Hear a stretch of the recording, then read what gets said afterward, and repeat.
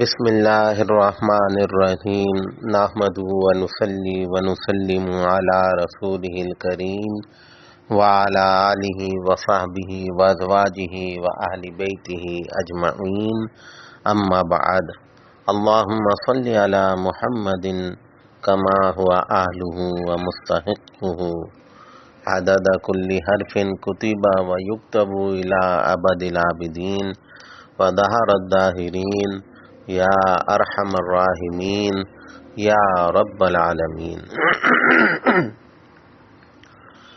کسی زمانے کی بات ہے، سرزمین بلخ پر کسی بادشاہ کی حکومت تھی، اور وہ بادشاہ جو تھے بڑے پھر اپنے حساب سے ان کی زندگی تھی، اور جیسے بادشاہوں کی عام طور پر ہوتی ہے کہ صاحب خوب عیاشیاں اور خوب رنگینیاں زندگی میں، اور جیسا ہوتا ہے بہرحال بادشاہوں کی زندگیوں میں، وہی ان کا لائف اسٹائل اسی طریقے پر تھا۔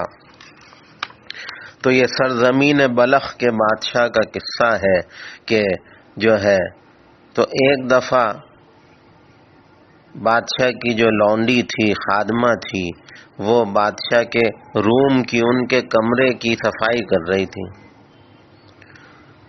تو صفائی کی اور بادشاہ کا جو شاہی تخت تھا، جو بیڈ تھا، اس کی صفائی کی، نرم نرم گدا ہے، اور پھر اس نے اس پر ریشم کی نرم اس پہ بیڈ شیٹ اس پہ بچھائی۔ تو جب اس نے پورے کمرے کی صفائی کر لی اور تو بستر بھی بادشاہ کا جو تھا وہ بیڈ، اس کو بھی اچھی طرح سے اس نے سجا دیا، تو اس کو ایسے خیال آیا کہ بھئی یہ بادشاہ کا بستر ہے، ذرا میں بھی تو اس پہ لیٹ کے دیکھوں، مجھے بھی تو پتہ چلے کہ یہ بادشاہوں کا بستر کیسا ہوتا ہے، میں بھی تو دیکھوں کہ بھئی بادشاہ جب اس پہ لیٹتے ہوں گے تو انہیں کیسی اچھی اور پیاری نیند آتی ہوگی۔ بس وہ بیچاری کہیں وہ ایسے ہی کام کرتے کرتے ویسے ہی تھک گئی ہوگی، اس نے کہا ذرا میں دیکھوں تو صحیح، وہ بادشاہ کے بیڈ پہ آ کر وہ لیٹ گئی۔ اب اس بیچاری غریب نوکرانی نے کہاں یہ بستر کبھی دیکھا ہوگا، وہ جو آ کے لیٹی اس پر کہ بھئی دیکھوں یہ بستر کیسا ہے، اور بادشاہ سلامت جب اس پہ سوتے ہوں گے تو کیا مزہ آتا ہوگا۔ بس اس کو اتنی راحت اور سکون اور آرام ملا کہ اس کی آنکھ لگ گئی فوراً۔ اتنے میں وہ بادشاہ سلامت تشریف لے آئے۔ اوہو، بادشاہ نے دیکھا تو ان کا تو پارا ہائی، بلڈ پریشر ہائی ہو گیا، اور فوراً اپنا کوڑا اٹھایا اور اس خادمہ پر، اس لونڈی پر جو ہے کوڑے برسانا شروع کر دیے۔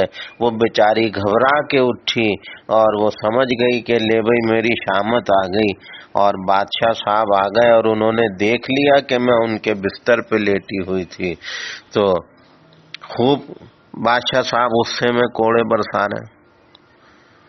تو پہلے تو ظاہر ہے بھئی کمزور ذات ہے، عورت ذات ہے، جب کوڑے پڑے تو وہ رونے لگی، چلانے لگی۔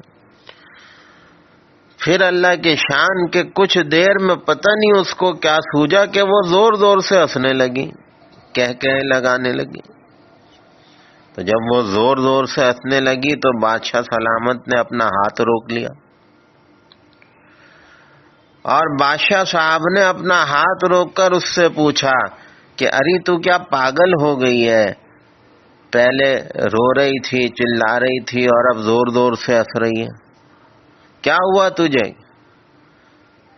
تو وہ کہنے لگی جی جان کی امان پاؤں تو کچھ عرض کروں۔ کہا ہاں اجازت ہے، بولو کیا کہنا چاہتی ہو۔ وہ خادمہ لونڈی یہ کہتی ہے بادشاہ سے، دیکھیں جی بات یہ ہے، روئی تو میں اس لیے چلائی، ظاہر ہے میں نازک، میں عورت ذات، صنف نازک، آپ اپنے مردانہ ہاتھوں سے مجھ پہ کوڑے برسائیں تو ظاہر ہے میں تو چلاؤں گی، رہوں گی۔ لیکن پھر تھوڑی دیر میں مجھے ہنسی جو آئی تو یہ سوچ کر مجھے ہنسی آئی، میں نے یہ سوچا کہ پروردگار آپ کی بھی کیا شان ہے، دیکھیں میں اس بستر پر 5 منٹ کے لیے لیٹی تو مجھے کوڑوں کی سزا پڑی اور مجھے بادشاہ کے کوڑے کھانے پڑ گئے۔ بس یہ سوچا اور مجھے یہ خیال آیا کہ پھر اس بادشاہ کو کیا سزا ملے گی جس کی ساری زندگی ان نرم بستروں پہ گزر جائے، جو شرابیں پی پی کر آ کے اور صاحب اس بستر پہ آ کے لیٹ جائے، بے خبر ہو کے سو جائے۔ تو جس کی زندگی غفلت پہ اس بستر پہ گزرتی ہے تو پروردگار اس کو پھر آخرت میں کیا کوڑے پڑیں گے اور اس کو پھر آخرت میں کیا سزا ملے گی۔ اوہو، بس یہ اصل میں وہ بات تھی۔ کبھی کبھی دیکھیں قرآن کی بات ہماری سمجھ میں نہیں آتی، کبھی حدیثیں کتنی سناتے رہو سمجھ نہیں آئے، لیکن کبھی کسی کی زبان سے نکلی ہوئی کوئی بات ہمارے دل پہ اثر کر جاتی ہے۔ تو بس یہ جو خادمہ کی زبان سے یہ بات نکلی تو بادشاہ بڑا حیران ہوا اور یہ بات اس کے دل میں جا کے بیٹھ گئی کہ واقعی یہ ہے تو میری لونڈی اور غلام، لیکن یہ کیا بات کہہ گئی کہ واقعی میری بھی کوئی زندگی ہے کہ عیاشیوں میں اور رنگینیوں میں گزرتی ہے اور یوں نرم نرم بستروں پہ میری راتیں گزر جاتی ہیں۔ بس اس کو کچھ خیال آیا، اسے تنبیہ ہوئی اور وہ بس فوراً جو ہے اس کی یہ آواز اس کے دل کی تھی، بس وہ تاج کہیں گیا، وہ تخت کہیں گیا، وہ شاہی جوتے کہیں گئے۔ معلوم ہوا یہ بادشاہ صاحب دوڑتے ہوئے سیدھا مسجد میں آئے اور رو رو کر اللہ کو پکار رہے ہیں، پروردگار بادشاہ میں نہیں ہوں، بادشاہ تو آپ ہیں، میں تو گداگر ہوں، میں تو فقیر ہوں، میں تو ایک گندے پانی کے قطرے سے بنا ہوں، پروردگار میں تو عاجز اور محتاج ہوں۔ اے اللہ، آپ نے مجھے اس لونڈی کی زبان سے مجھے اتنا بڑا سبق سکھا دیا، پروردگار اب میں بھی عہد کرتا ہوں کہ اب بستر پر شراب نہیں پیوں گا، اب میں چٹائی پہ کھڑا ہو کے رو رو کے تیرا قرآن پڑھوں گا، تیری عبادت کروں گا۔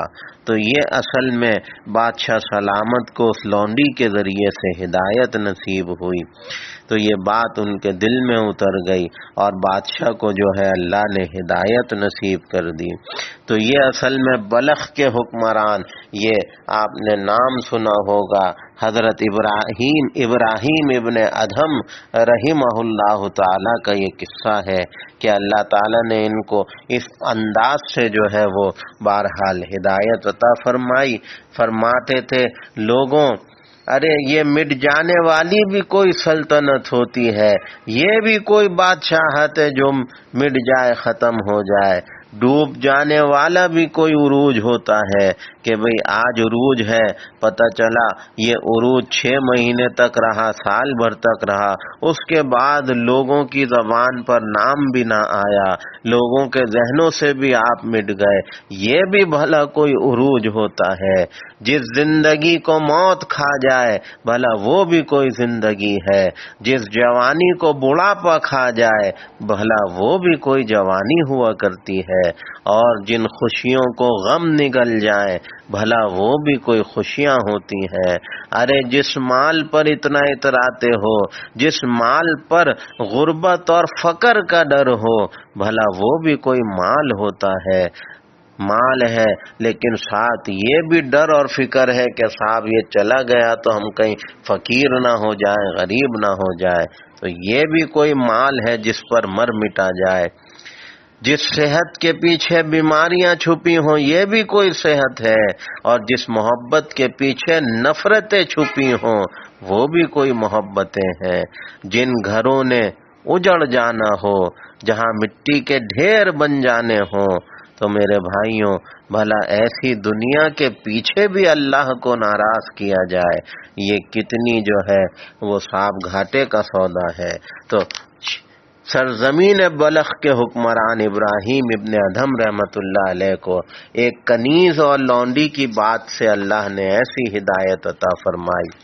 سلطان ابراہیم ابن ادھم رحمت اللہ علیہ سے کسی نے پوچھا کہ صاحب آپ نے بادشاہی چھوڑ دی اور اب قبرستان میں بیٹھے رہتے ہیں جب دیکھو، تو اس کی کیا وجہ؟ بجائے زندوں کے ان مردوں سے صحبت رکھتے ہیں، ان مردوں کو آپ نے دوست بنا لیا۔ بھئی زندوں کو دوست بنائے، ان کے ساتھ گھل مل کے رہیں۔ تو بڑا پر حکمت جواب دیا، اللہ کرے یہ جواب ہماری سمجھ آ جائے تو۔ فرمایا بھائی بات یہ ہے، میں نے دنیا والوں کو 4 قسم پر پایا۔ بعض مر گئے، بعض جی رہے ہیں، دنیا میں موجود ہیں۔ بعض وہ ہیں جو ابھی ماں کے پیٹ میں ہیں، اور بعض وہ ہیں کہ جو ابھی باپ کی پشت میں ہے، یعنی بعد میں انہیں آنا ہے دنیا میں۔ تو فرمایا جو قبروں میں ہیں وہ قبروں میں چلاتے ہیں کہ اے دنیا میں بسنے والوں، ہم لوگ بغیر تمہارے قید خانہ لحد میں گرفتار ہیں، یعنی جو قبروں میں پڑے ہوئے ہیں، جو مر گئے، وہ دنیا والوں سے یہ خطاب کر کے کہتے ہیں کہ ارے دنیا والوں، ہم تو مر گئے، قبر میں آ گئے، تم بھی مر کے جلدی سے قبر میں آؤ تاکہ قیامت قائم ہو۔ اور جو ماؤں کے پیٹ میں ہے اور جو باپ کی پشتوں میں ہے، جو ابھی بعد میں آئیں گے دنیا میں، وہ کہتے ہیں دنیا والوں جلدی سے تم آگے بڑھو اور دنیا کی جگہ ہمارے لیے خالی کرو۔ تم دنیا خالی کرو گے تو پھر ہم آئیں گے، پھر ہمارا حق ہے اس دنیا پر۔ تو فرمایا الغرض، ایک طرف والے ہمیں بہکاتے ہیں آگے اور دوسری طرف والے آگے بلاتے ہیں۔ تو بتاؤ اس صورتحال میں کیوں نہ اس ناپائیدار دنیا سے کنارہ کر لیا جائے اور آخرت کا طلبگار بنا جائے۔ تو فرمایا کہ آخرت کا جو ملک ہے وہ لازوال ہے، آخرت کی جو بادشاہت ہے اس کو زوال نہیں ہے۔ یہاں کے تو بہت سے بادشاہ مر گئے اور مرتے رہیں گے، بے نام و نشان ہو گئے۔ تو فرمایا بھئی میں اس لیے قبرستان میں بیٹھتا ہوں کہ اصل حقیقت تو یہ ہے کہ بھئی مر کے سب نے یہیں پر آنا ہے۔ تو جو مر گئے قبروں میں چلے گئے وہ ہمیں پیغام دیتے ہیں بھئی تم بھی جلدی جلدی مر کے قبروں میں آؤ تاکہ قیامت قائم ہو تو ہمارا انتظار ختم ہو۔ اور جو ماں کی پیٹ میں جو ہے وہ ہمیں یہ آواز لگاتے ہیں ارے بھئی جلدی سے آگے بڑھو، تم بھی جاؤ اپنی قبروں میں تاکہ دنیا خالی ہو تو پھر ہم دنیا میں آئیں تو اس دنیا پر ہمارا حق ہو اور ہم اپنا وقت پورا کریں۔ غرض یہ کہ جو چلے گئے وہ بھی ہمیں قبر کی طرف بلا رہے ہیں، جو آنے والے ہیں وہ بھی کہتے ہیں جاؤ بھئی آگے بڑھو، اپنی اپنی قبروں میں جاؤ۔ تو ہر ایک چیز ہمیں موت کی طرف بلا رہی ہے، موت کا پیغام دے رہی ہے۔ تو اصل حقیقت یہ ہے کہ ہم زندگی کے انجام کو سمجھیں اور مرنے سے پہلے موت کی تیاری کر لیں۔ اللہ نے یہ زندگی اسی لیے عطا فرمائی ہے۔ اللہ تعالی ہمیں اور آپ کو سب کو سارے ایمان والوں کا خاتمہ ایمان پر عطا فرمائے، عذاب قبر سے نجات عطا فرمائے۔ وآخر دعوانا ان الحمد للہ رب العالمین۔